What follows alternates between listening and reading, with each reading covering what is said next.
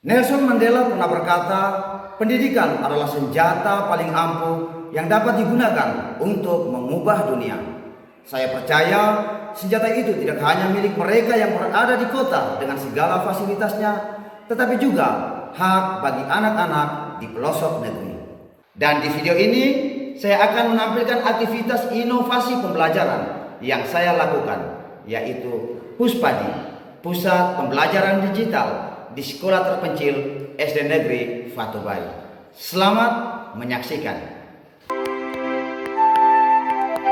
Setiap pagi saya menyaksikan anak-anak datang dengan langkah penuh semangat.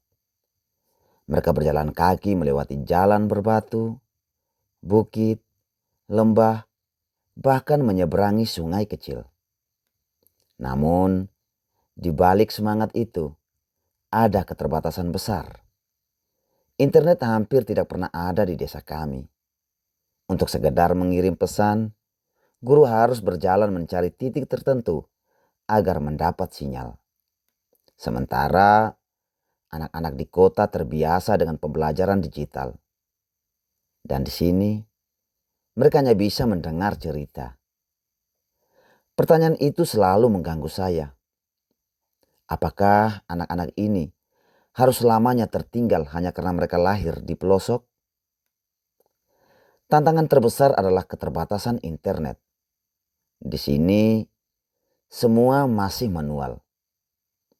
Ujian harus difotokopi ratusan lembar, biaya mahal, hasil sering buram, dan guru butuh waktu lama untuk mengoreksi soal.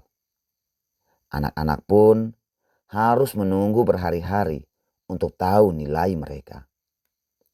Materi terbatas hanya pada buku teks, tanpa variasi visual, video, atau media interaktif.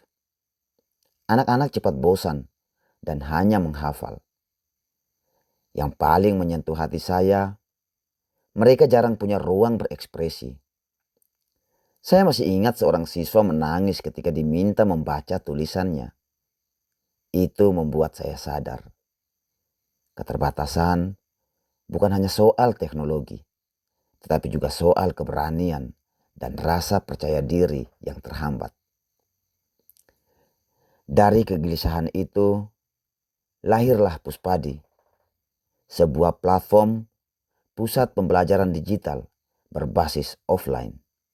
Dengan server lokal sederhana dan perangkat lunak gratis, saya membangun ruang belajar digital yang sepenuhnya bisa diakses tanpa internet. Mari saya jelaskan manfaat tiap fitur dalam platform Puspadi. Yang pertama, ruang belajar.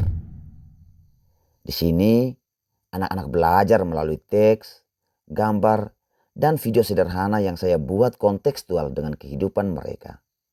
Misalnya, saat belajar IPA tentang air, saya hubungkan dengan sungai kecil di desa. Dengan itu, ilmu tidak lagi terasa abstrak. Mereka paham bahwa apa yang dipelajari ada dalam kehidupan nyata mereka. Yang kedua, ruang latihan dan ujian digital. Sebelumnya, ujian manual penuh keterbatasan. Kini anak-anak mengerjakan soal interaktif langsung melalui perangkat, baik laptop maupun Android mereka. Soal bisa berupa pilihan ganda, isian, menjodohkan, salah benar, hingga drag and drop. Nilai keluar otomatis begitu selesai. Bagi anak-anak, ini menyenangkan karena mereka langsung tahu kekuatannya. Dan bagi guru, ini menghemat banyak waktu dan tenaga. Yang ketiga, zona baca dan ekspresi. Inilah panggung kecil untuk anak-anak.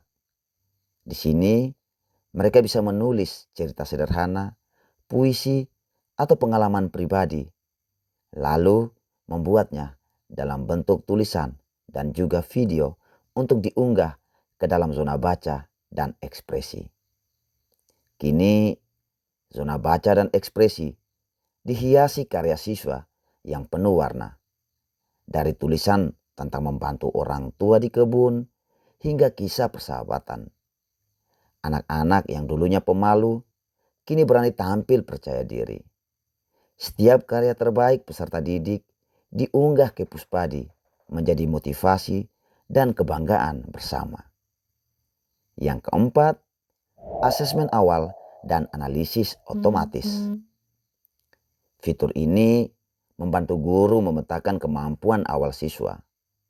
Data disajikan dalam bentuk tabel maupun grafik, sehingga saya tahu siapa yang butuh bimbingan lebih lanjut, dan dengan itu pembelajaran lebih terarah dan sesuai kebutuhan tiap anak.